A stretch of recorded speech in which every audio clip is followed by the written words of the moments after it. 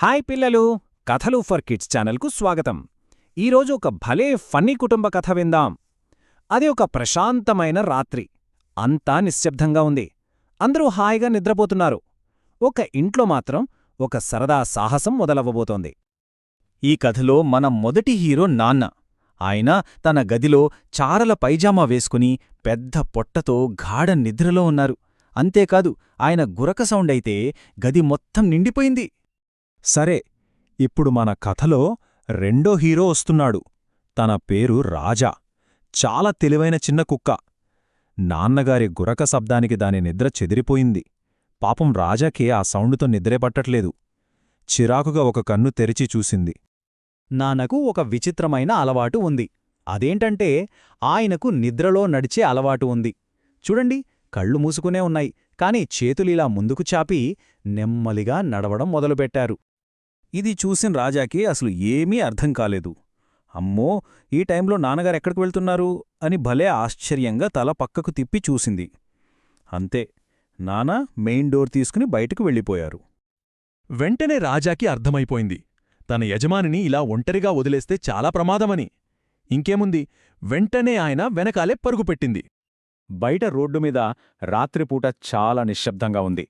కాని నిద్రలో నడుస్తున్న నాన్నగారికి తెలియదు కదా, అడుగడుగునా చిన్న చిన్న ప్రమాదాలు కాచుకొని ఉన్నాయని. అదిగో మొదటి ప్రమాదం.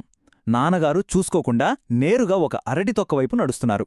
ఇంకొక్క అడుగే జారి కింద పడిపోతారు. కాని మన తెలివైన రాజా చూస్తూ ఊరుకుంటుందా? ఒక్కసారిగా మెరుపులా దూసుకెళ్ళి తన నోటితో అరటి తొక్కను పక్కకు లాగేసింది. అబ్బా, నాన్న సేఫ్! అబ్బా, గండం గడిచింది అనుకునేలోపే ఇంకో ప్రమాదం. ఈసారి నాన్నగారు నేరుగా ఒక కరెంటు స్తంభం వైపు వెళుతున్నారు. ఇంకొంచెం ముందుకెళ్తే ఢీకొట్టేలా ఉన్నారు. అప్పుడు రాజాకి భలే ఐడియా వచ్చింది. నాన్నగారి పైజామా ప్యాంటును వెనకనుంచి పట్టుకుని గట్టిగా లాగింది. దాంతో ఆయన డైరెక్షన్ కొంచెం మారి స్తంభాన్ని గుద్దుకోకుండా పక్కకు వెళ్ళిపోయారు. ఎంత తెలివో కదా! రాజా కాపాడటానికి ఎంత ప్రయత్నించినా కొన్నిటినీ ఆపలేం కదా. అయ్యో, ఈసారి నాన్నగారు ఒక పెద్ద బురద గుంతలో కాలు పెట్టేశారు. ఫలితంగా ఏమైందో చూడండి. ఆ బురద నీళ్లన్నీ చిమ్మి వెనకాలే వస్తున్న మన రాజా మీద పడ్డాయి. పాపం రాజా చిరాగ్గా తలదులుపుకుంది, కాని తన యజమానిని కాపాడే పని మాత్రం అస్సల ఆపలేదు. అలా నడుచుకుంటూ వాళ్ళు దగ్గరలో ఉన్న ఒక పార్కుకి చేరుకున్నారు. అక్కడే అన్నింటికంటే పెద్ద ప్రమాదం కాచుకుని ఉంది. అదేంటంటే ఒక స్విమ్మింగ్ పూల్. అయ్యో, నాన్నగారు నేరుగా స్విమ్మింగ్ పూల్ వైపే వెళ్తున్నారు.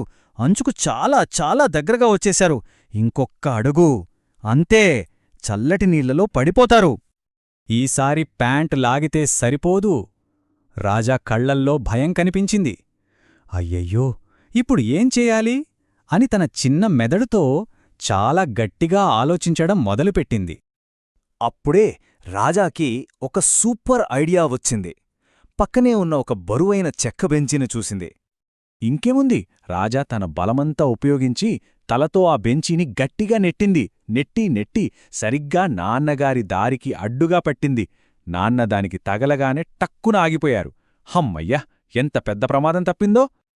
సరే, పెద్ద ప్రమాదం అయితే తప్పిందే, కాని ఇప్పుడు అలసిపోయిన మన హీరో తన యజమాన్ని సురక్షితంగా ఇంటికి తీసుకువెళ్ళాలి కదా. అది అనుకున్నంత తేలిక కాదు. రాజా వెనుకనుంచి నాన్నగారిని నెడుతూ దారి చూపిస్తూ చాలా కష్టపడి ఇంటివైపు నడిపించింది. పాపం అప్పటికే బాగా అలసిపోయింది. ఎలాగోలా ఇంటికైతే వచ్చేశారు. నాన్నగారిని లోపలికి తీసుకురాగానే రాజాకి ఇంకా కొంచెం కూడా ఓపిక లేక అక్కడే నేలమీద పట్టుమని పడిపోయింది. ఆ తెల్లారిందే. పొద్దున్నే సూర్యుడొచ్చాడు. నాన్నగారు కూడా పెద్దగా ఆవలిస్తూ నిద్రలేచారు. అంతా ప్రశాంతంగా ఉంది అనుకున్నారు. అరే, ఏంటిది? ఆయన తన మంచం మీద లేరు. కళ్ళు తెరిచి చూస్తే తోటలో ఉన్న చిన్న కుక్క ఇంట్లో ఇరుక్కుపోయి ఉన్నారు. ఆయన ముఖంలో బోళ్లంత కన్ఫ్యూజన్, నేనెక్కడున్నాను అని. ఒక్క నిమిషం, నాన్నగారు కుక్క ఇంట్లో ఉంటే మరి మన హీరో రాజా ఎక్కడున్నట్టు? అదిగో, మన రాజా ఇక్కడుంది. నాన్నగారు పడుకునే పెద్ద మెత్తటి మంచం మీద దుప్పటి కప్పుకుని ఏసీ గాలికి మహారాజులా ఎంత హాయిగా నిద్రపోతుందో చూడండి. రాత్రంతా పడిన కష్టానికి సరైన బహుమతి అంటే ఇదే కదా. కొన్నిసార్లు నిజమైన హీరోలు మాటలాడరు. Dog right?